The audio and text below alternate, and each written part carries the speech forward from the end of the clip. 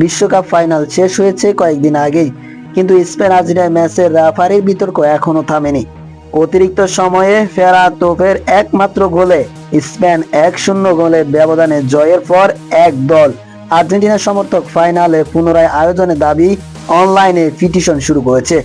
এর মধ্যে সেই পিটিশনের স্বাক্ষরের সংখ্যা প্রায় 88,000 ছাড়িয়েছে। তবে ক্রীড়া আইনের দৃষ্টিতে এই উদ্যোগের বাস্তব প্রভাব প্রায় নেই বললেই চলে। আবেদনকারীর অভিযোগ, ম্যাচের গুরুত্বপূর্ণ কিছু সিদ্ধান্ত খেলাটি ফলাফলের প্রভাব ফেলেছে। তবে এসব অভিযোগের পক্ষে কোনো স্বাধীনতাভাবে যাচাইকৃত বা প্রমাণিত তথ্য উপস্থিত করা হয়নি।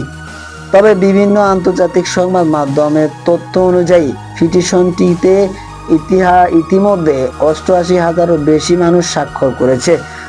কয়েক ঘন্টা আগেও স্বাক্ষরের সংখ্যা ছিল 80,000-এরও বেশি। তবে স্বাক্ষরের সংখ্যা বাড়লেও ফিফার উপরের কোনো বাধ্যকতা প্রভাব নেই।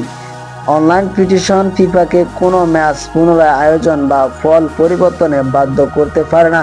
ফিফা প্রতিযোগিতা বিধিমালা অনুযায়ী শুধুমাত্র প্রতিযোগিতায় নিয়মের গুরুতর লঙ্ঘন বা সংশ্লিষ্ট বিবাচিত কর্তৃপক্ষ বিশেষ সিদ্ধান্তের মতো ব্যতিক্রমিক পরিস্থিতি কোনো ম্যাচ পুনরায় আয়োজনের প্রশ্ন উঠতে পারে।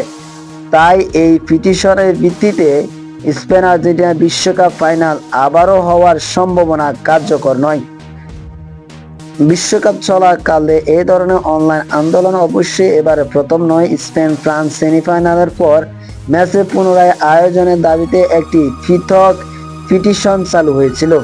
সেটি উল্লেখযোগ্য সংখ্যক সমর্থন পেলেও ফিফা কোনো পক্ষেই নেননি। তবে আর্জেন্টিনা স্পেনে ফাইনাল নিয়ে চলা এই পিটিশনের ক্ষেত্রে একই পরিণতি হওয়ার সম্ভাবনা সবচেয়ে বেশি বলে মনে করা হচ্ছে।